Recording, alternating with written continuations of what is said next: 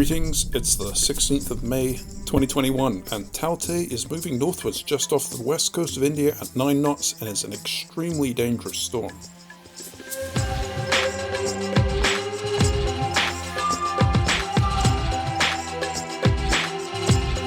The storm has undergone rapid intensification today and has formed a sinister 14 nautical mile wide eye. The Joint Typhoon Warning Center has the storm at 90 knots, which would make it a Delta-class tropical cyclone on the cyclone scale.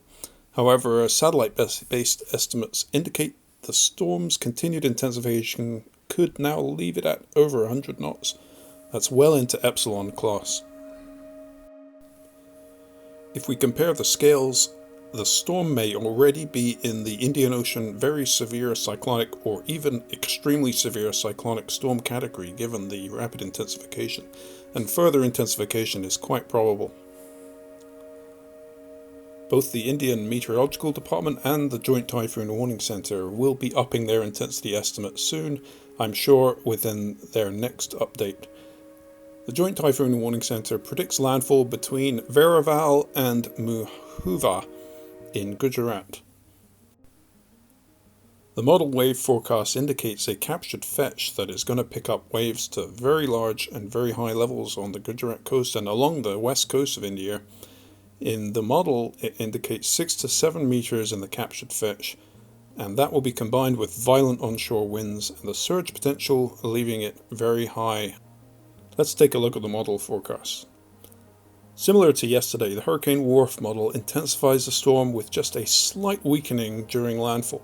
However, the model is indicating 90-knot winds at the coast, 1 minute sustained on the right side of the storm in particular is the one to watch out for. 90 knots is 103 miles per hour and that is 167 kilometers an hour, making this a highly destructive landfall that will require evacuations, which I presume are ongoing. The storm has already brought damage to some of the west coast towns, such as in Valliathura here. In terms of timing, landfall is predicted tomorrow evening, with severe winds and extreme storm surge and giant waves along the Gujarat coast. So, wishing those in Gujarat and on India west coast the best of luck. Seek sturdy shelter away from the ocean if you're going to be hit by the core of this storm. Keep an eye on the radar loop to see where the eye wall is going to make landfall. That is where the strongest winds will be, and particularly on the eastern side of the eye wall where the winds are coming onshore. That is the worst bit.